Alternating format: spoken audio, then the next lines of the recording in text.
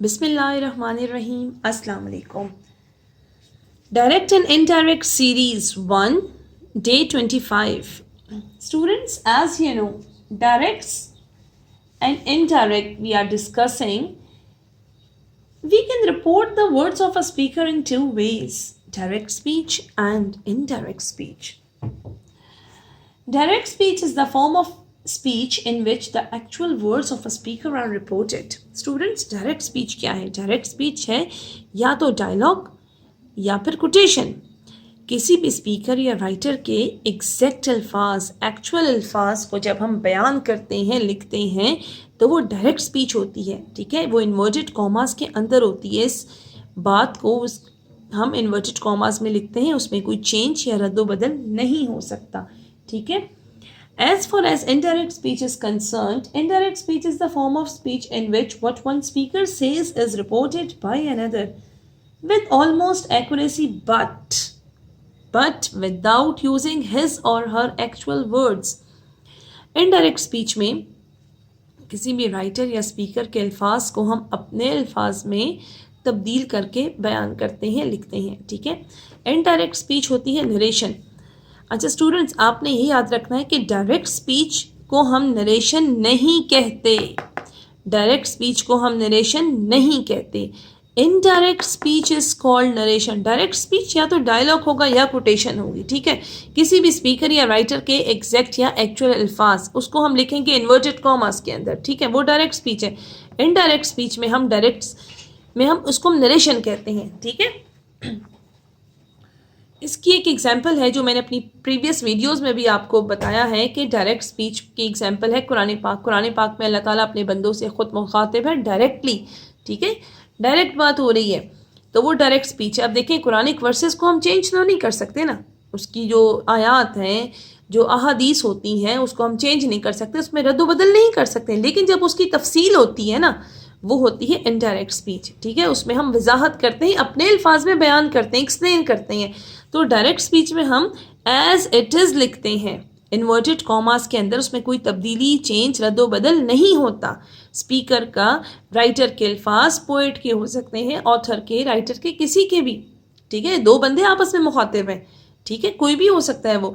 जिस तरह से एग्जाम्पल पहले भी मैंने कोट की हुई है कि ऐशल ने कशफ से कहा कि मैं कल स्कूल नहीं जाऊंगी या मैं कल बाजार नहीं जाऊंगी. ठीक है, तो अब कशफ यही बात बताती है अपनी मदर को कि भाई ऐशल ने कहा था कि वो कल बाजार नहीं जाएगी. ठीक है, तो ये होगी इनडायरेक्ट. ऐशल ने, जो कशफ है, उसने ऐशल के अल्फाज को अपने अल्फाज में तब्दील करके वजाहत की.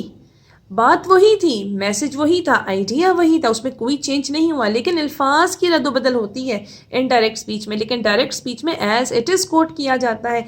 डायरेक्ट स्पीच में हम कोई चेंजेस नहीं कर सकते, वो इन्वर्टेड कॉमास के अंदर होती हैं. ठीक है. अब स्टूडेंट्स, हम क्या डिस्कस कर रहे थे? Exclamatory sentences.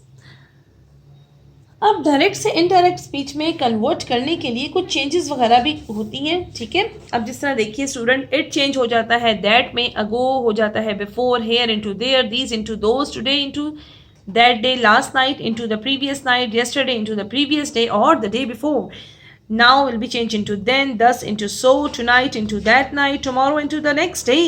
The next day will be changed into the following day. This will be changed into that. Just will be changed into then. ठीक है. अब स्टूडेंट्स देखिए, हम आज डिस्कस करेंगे एक्सक्लेमेटरी सेंटेंसेस. के एक्सक्लेमेटरी सेंटेंसेस क्या होते हैं, किस तरह से हम यूज़ करते हैं, कैसे इसको डायरेक्ट से इनडायरेक्ट में चेंज करते हैं. ठीक है ना. So let's start. Exclamatory sentences expresses strong emotions. Exclamatory sentences में ना हम स्ट्रॉन्ग इमोशंस को डिस्कस करते हैं, एक्सप्रेस करते हैं. और फीलिंग्स, इमोशंस हो सकते हैं, फीलिंग्स हो सकती हैं, एंड उसमें हम एक्सक्लेमेशन, जो मार्क है ना, साइन ऑफ एक्सक्लेमेशन, ये हम ज़रूर लगाएंगे. ये देखिए, एज यू कैन सी. अच्छा, अब ये वर्ड्स कौन से हो सकते हैं? जैसे हुर्रा, अल्लास, वाओ, ये वर्ड्स हैं एक्सक्लेमेटरी वर्ड्स. ठीक है, जो हम एक्सक्लेमेटरी सेंटेंसेस में यूज़ करते हैं. अब कुछ चेंजेस भी होती हैं इसमें. देखिए, एक्सक्लेमेटरी वर्ड्स हैं और उसको हम चेंज किस में कर रहे हैं. अब देखिए, जिस तरह वाओ है या हुर्रा या आहा, तो इसको हम exclaimed with Joy. Joy means खुशी से वो इजहार कर रहा है. ठीक है, हुर्रा वाओ, ये अल्फाज ऐसे हैं जो कि खुशी के इजहार के लिए इस्तेमाल किए जाते हैं. एक्सक्लेम्ड विद जॉय, ये मैं आपको आगे एग्जाम्पल्स के ज़रिए से एक्सप्लेन करूँगी मज़ीद. What, as you can see the sign of exclamation, ये देखिए ये लगा हुआ है. अब वर्ड के लिए क्या होगा? Exclaimed with surprise. ठीक है. ब्रावो, ब्रावो में क्या है? Exclaimed with joy. Oh, exclaimed with sorrow. Alas, exclaimed with grief. Sorry, exclaimed with regret. ठीक है. अब स्टूडेंट्स देखिए,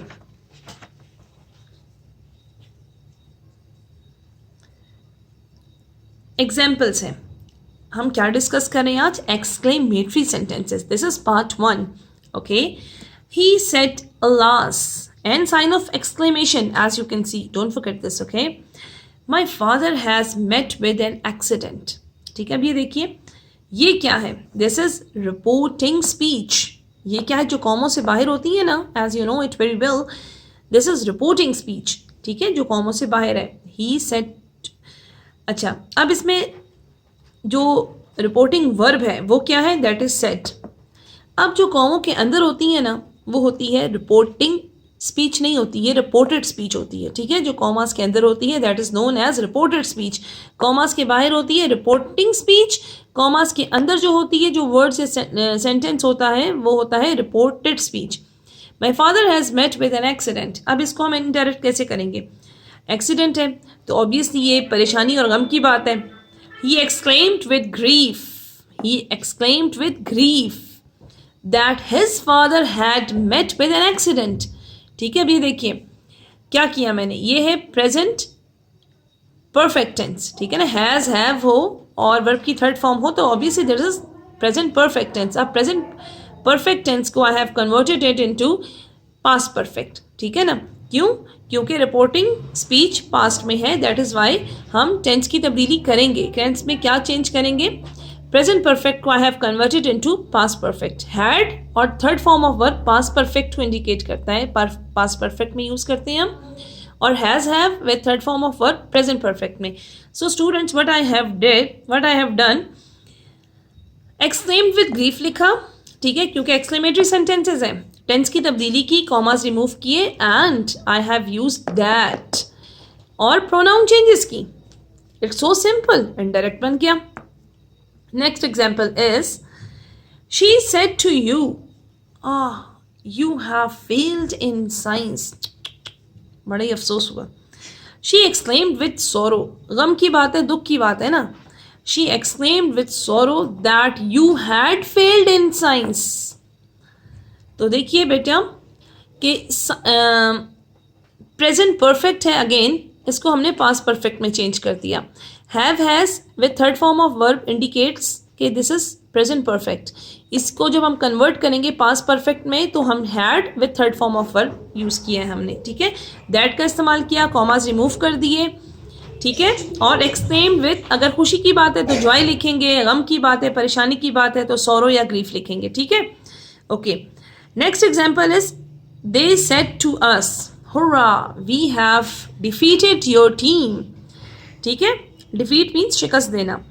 दे एक्सक्लेम्ड विद ग्रेट जॉय. अब ये तो बहुत खुशी की बात है. ठीक है, कि उसने उसको हरा दिया, शिकस्त दे दी है. They exclaimed with great joy, उसने खुशी से कहा great joy that they had defeated our team. अब देखिए, योर टीम को मैंने आवर टीम में चेंज कर दिया, कॉमास रिमूव कर दिए, प्रोनाउन चेंजेस की, और खुशी की बात है तो हमने जॉय लिख दिया. दे एक्सक्लेम्ड विद जॉय. और टेंस की तब्दीली, डोंट फॉरगेट, प्रेजेंट परफेक्ट को हमने चेंज किया पास्ट परफेक्ट में. ठीक है, in present perfect, as you know and I have explained in my previous videos that we use have or has with third form of verb, and third form of verb is also known as past participle. Okay, and in indirect I have used past perfect with past participle. ठीक है, verb की third form, और had is the helping verb for past perfect tense. All right, so students, what you have learned in today's video, in exclamatory sentences क्या होते हैं? Exclamatory sentences expresses the strong feelings and emotions. ठीक है, इसमें exclamatory जो words भी use होते हैं, जिस तरह से I have explained you, hurrah, alas, wow, and इस टाइप के वर्ड्स होते हैं, इसको हम जब इनडायरेक्ट में कन्वर्ट करते हैं तो हम इस तरह करते हैं कि ही और शी एक्सक्लेम्ड विद ग्रीफ और विद सोरो विद जॉय एक्सेट्रा। ये मैंने आपको अभी वजाहत की है। एंड हम कॉमास को रिमूव करेंगे, प्रोनाउन चेंजेस करेंगे, टेंस की तब्दीली करेंगे, ठीक है। So I hope you will like this video. Thank you so much for watching and don't forget to like, subscribe and share.